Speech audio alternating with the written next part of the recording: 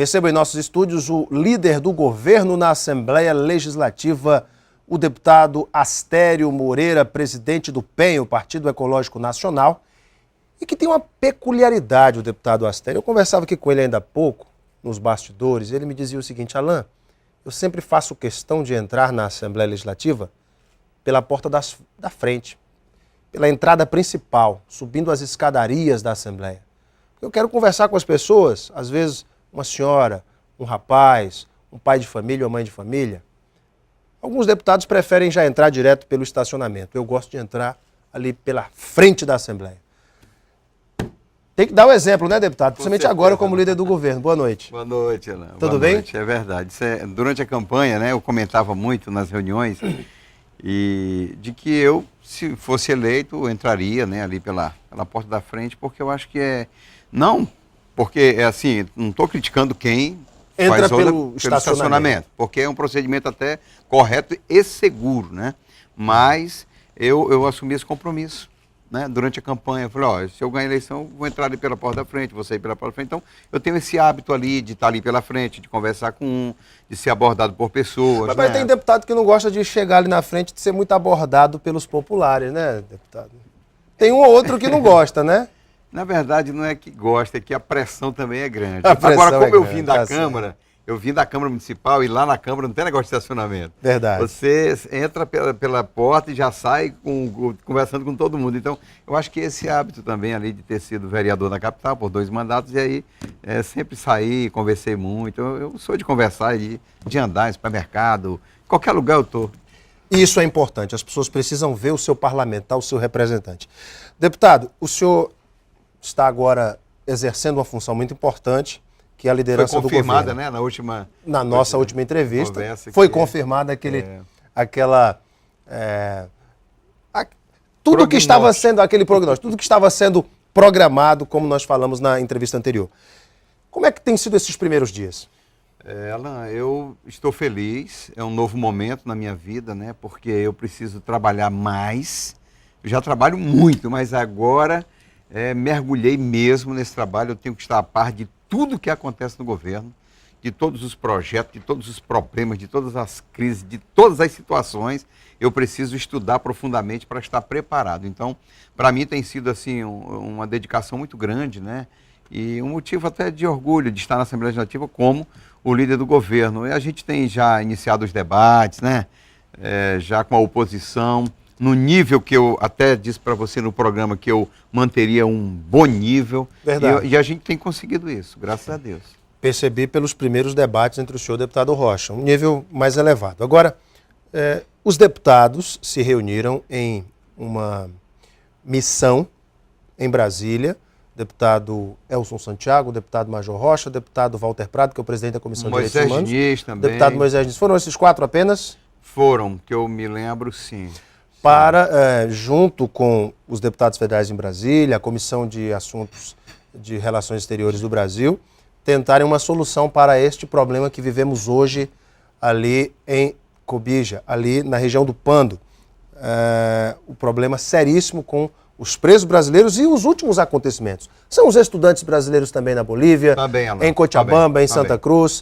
Primeiro de tudo, o que o senhor espera dessa ida, dessa missão acreana em Brasília? Eu acho muito importante, né? Até porque a decisão era para mim ter ido também. Houve um problema que não deu para mim viajar, mas eu aprovei a saída desta comissão para conversar, porque a cada dia a situação na fronteira se agrava.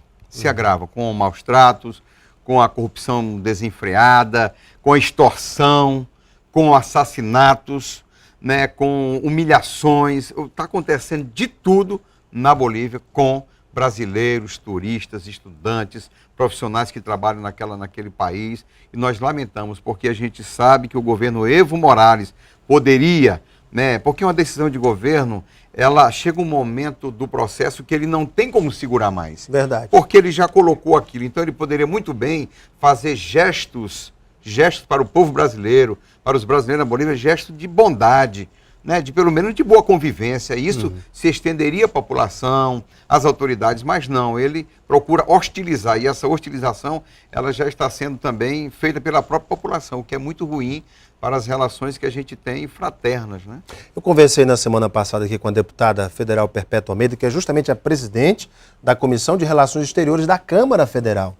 E o diagnóstico da deputada foi muito preocupante. Ela disse: Alain, infelizmente, os nossos irmãos bolivianos têm sérios problemas de resolver os problemas dos nacionais, ou seja, dos próprios bolivianos, dos presos bolivianos, os problemas internos deles. Imagina se debruçar sobre um problema com os brasileiros. Acho muito difícil. E ela deu uma sugestão: por que não investir na estruturação dos consulados brasileiros em Santa Cruz, em Cochabamba, parte do dinheiro que o governo federal destinou para a reintegração daquelas famílias que moravam na região de fronteira e que estavam sendo expulsas pelo governo Evo Morales. A deputada deu essa opinião. Vamos usar uma parte daquele recurso que não foi utilizado, cerca de 50 milhões de dólares, 100 milhões de reais, para estruturar uma ínfima parte disso, para estruturar os nossos consulados, para que os estudantes, para que os brasileiros nessas regiões possam ter onde se amparar. O que o senhor acha da medida? Eu acho que é positiva, é importante, mas, a meu ver, o problema na Bolívia, ele é de uma gravidade muito grande. A Bolívia, de Evo Morales, a gente até sonhava, acreditava, né, como democratas, como quem respeita a autodeterminação dos povos, de que o governo Evo Morales, depois de 500 anos de opressão espanhola, de opressão, né, europeia, que os nativos da Bolívia estariam em boas mãos. Evo Morales, ele está transformando a Bolívia em um narco-estado. A produção de cocaína, pelos dados de entidades de direitos humanos, disse que triplicou no governo Evo Morales. É uma loucura. Eu apresentei o ano passado na Assembleia Legislativa, não me lembro, eu sei que já tinha chegado a mais de 400%, o aumento da produção de cocaína na Bolívia. Então, quadruplicou. Traficantes estão se instalando, está se transformando num narco-estado como é o México. E o Brasil tem que tomar providências, tem que haver, eu acho que tem que haver a Organização dos Estados Americanos, algumas entidades precisam se posicionar, porque hoje Evo Morales, num discurso de esquerda fajuto, a Revolução Bolivariana... Não é isso que ele está fazendo? Não é. Está traindo os ideais da Revolução Bolivariana, está traindo.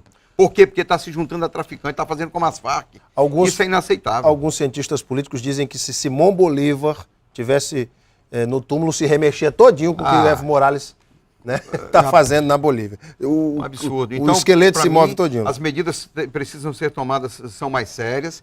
Né? Tem uma medida, deputado. Existe um plano nacional do governo federal, o ENAFRON, a Estratégia Nacional de Policiamento de Fronteira, que prevê investimentos para as regiões de fronteira onde existem situações como a do Acre, análogas à do Acre. Altíssimo índice de tráfico de drogas. Não é o momento dessa comissão acreana de deputados entrar em contato com a nossa bancada, o que já estão fazendo, com as bancadas dos estados que recebem essa droga, Rio de Janeiro, São Paulo, Belo Horizonte, Minas Gerais, Porto Alegre, etc., para requerer do Ministério da Justiça, do governo federal, mais recursos para a nossa região? Eu acho que esse é o momento de fazer isso. Alain, em 1988, havia um projeto no Calha Norte de que a faixa de fronteira do Brasil, principalmente com Bolívia e Peru, que são produtores de coca, deveriam haver sérios investimentos para que a população fosse fortalecida economicamente através de culturas permanentes, através de geração de emprego, de renda, de industrialização, como aconteceu com Manaus, e este processo evitaria o fortalecimento do narcotráfico internacional, principalmente no recrutamento, né, de crianças, de jovens, de adolescentes, para operar no narcotráfico. O que aconteceu? Foi por água abaixo. Essa posição que você está colocando, ela já foi debatida, inclusive durante o governo do regime militar, até hoje não saiu de papel. Ou seja, não há vontade política para investimentos pesados na região de fronteira. A gente precisa de representantes da Câmara Federal comprometidos com a mudança de legislação, principalmente na defesa dos interesses nacionais, dos interesses do nosso Estado. Eu acho que é preciso haver, sim, mudança, transformação de pessoas que têm interesse em, de fato, trabalhar em favor do povo. Deputado, outra coisa importante é que o senhor fez parte daquele seminário de defesa da vida e da família. Um dos movimentos mais bonitos que eu posso dizer, políticos brasileiros, movimento político, movimento cristão, que congrega católicos, evangélicos, espíritas, todos os ramos cristãos desse país, cuja população, 85% se diz cristã. O que o senhor recebeu, o que o senhor,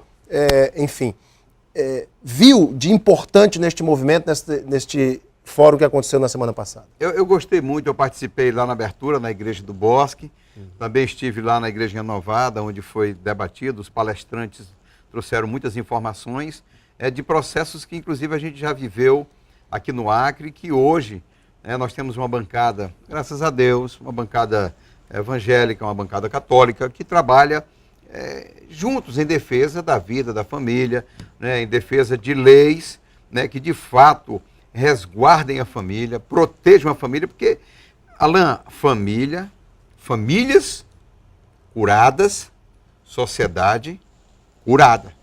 Sociedade boa, funciona. Plena.